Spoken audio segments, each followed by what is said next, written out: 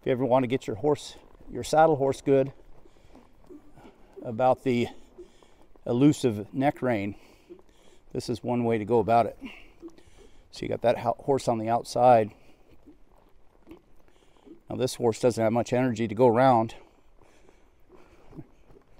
There, right there, maybe. There we go, just like that. Now the goal would be there. So he's going a little fast, and my horse is coming off that outside rein there that's provided by the lead rope. And then at the same time, this horse I have on the lead is learning to slow down and rate with me like that. And then when that happens, you can go out straight. If they get too fast and they want to buzz around, you just put them in this circle here.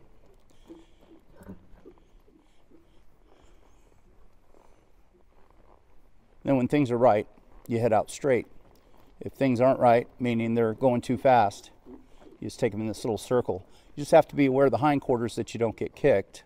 This is a stallion here, and my horse I'm riding is gelding. Wouldn't matter as long as we have control of the feet and we understand the horse behavior. And so now here's another variation. What I'll do is I'll lift this rein until I just get one step of the hind quarter. Okay. I'll just lift here. Just one step of the hind quarter to the outside. Not yet.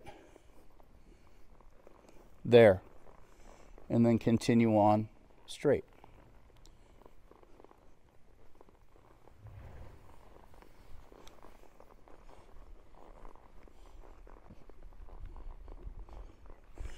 So it's one thing to pony a horse from behind, and then it's another thing to get them to come up next to your side here. So there's always seems to be a little bit of drag at the beginning. See the drag, they're just not, it seems like if you could just really like dally off and pull them, see, but it doesn't really work, does it? So the straight on angle is what's not working, and they'll put a lot of resistance in that. So what I'll do is see if I can get him to go out and around me here. And then what I'll do is I'll take all that momentum that he's got, and then I'm going to blend that into a straight line to where he's parallel with me. Now here's that example I was given earlier about how you could take that lead rope rein and get your horse to come off of it like that. So I'll just put my hands down here, and then that horse, there's the straightness now I'm talking about. A little bit better. It happens for a moment.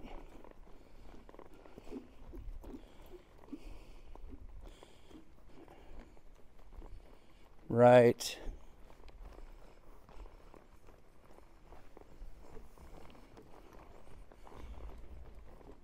So you have a couple options here. You could just wait for it. Like, oh, it almost happened there. Right there. Okay. That's perfect. I was going to show you another example, but that worked out. Okay. He's getting a little bit behind here. Have him come up, and we'll see if we can just walk parallel with each other. Like that.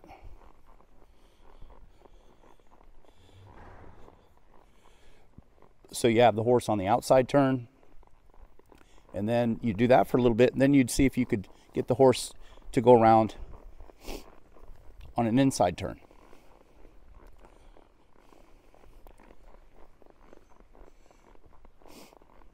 So it's not about shoving the shoulders out of the way.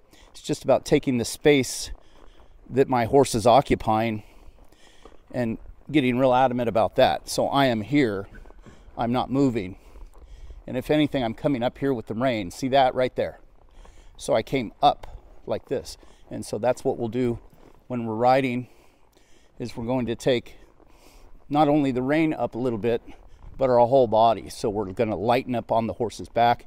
And when we lighten up, the shoulders can become free. Nice thing about this is you're in the same hand position, more or less, than you would be when you're riding. So it's just right here. Okay. See him step off that. So that's now, I'm not pushing on him. I'm not pushing that rein against his neck. I'm lifting slightly and waiting for him to feel that. Occupying the space with this rein, like this. And then he can step over a little bit. Now, do you see me ignoring that behavior? He's trying to bite my horse and nip a little bit, get dominant on him. I just ignore that because my horse here knows to keep going. He's just going to keep going along. And pretty soon this horse here will give up that behavior. He won't nip at us anymore. Okay, he'll just give it up because I stayed consistent. Okay, then what you could do if you had some ground obstacles, you could take him through like this.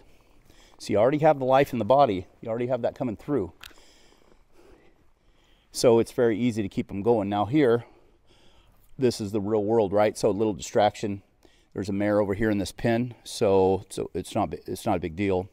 This gives me a chance to organize my reins if they came undone, organize my lead rope. So you take those opportunities where he pauses and he sort of waits. He's calm. That's not a bad thing, okay? And then we'll start again. Okay.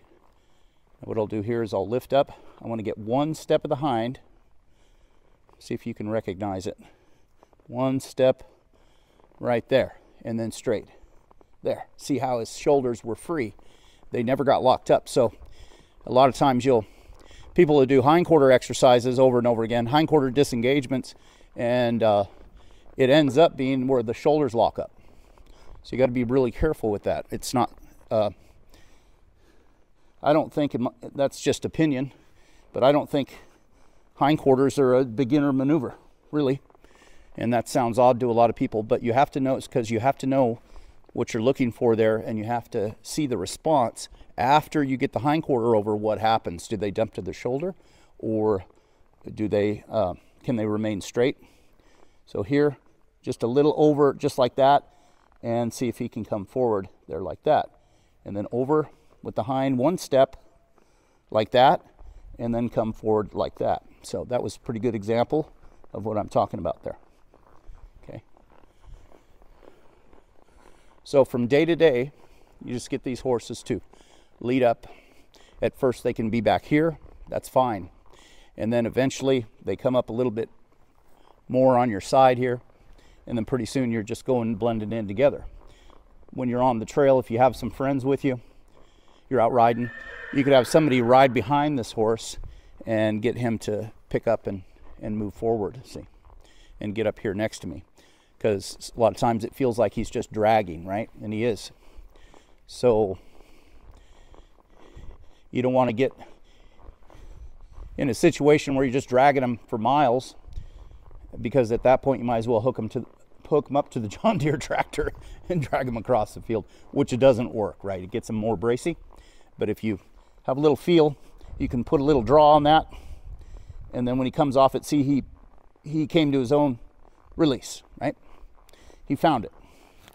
Little resistance there, and then he stepped forward, and then he found out, he experienced that rope got a lot of slack in it.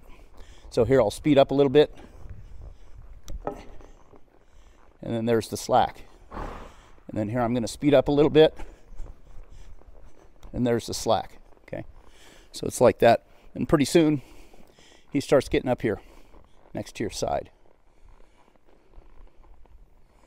After you've worked all that out on one side, you can go to the other, and you'll find that a lot of times they'll might not have any problem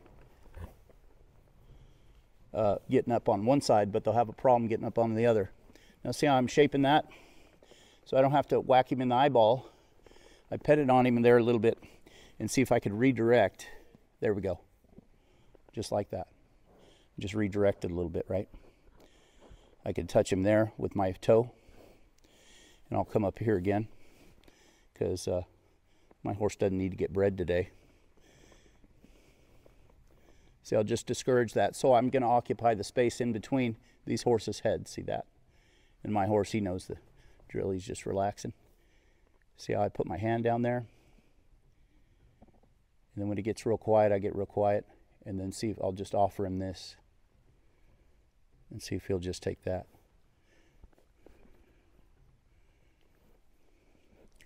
we would say in this situation where we gave him a few times, he came through quite a few times there where he got real quiet. And then to explain it how a human would, in humans' terms, we would say, well, he's taking advantage of that, right? Well, he's not really taking advantage. He's doing the same behavior that he had the whole time, except he's just trying more and more and more to get in there and nibble on the horse or wreak havoc on us or whatever. So a lot of times you have to firm up just a hair. So it's not all about petting, and it's not all about just occupying the space. On occasion, you have to use your own judgment, and if you feel you have to put a little nip in there, like I did, then, and look, that solved it. So just a little bit, and what we're going to call that is the appropriate firmness for what you need. So.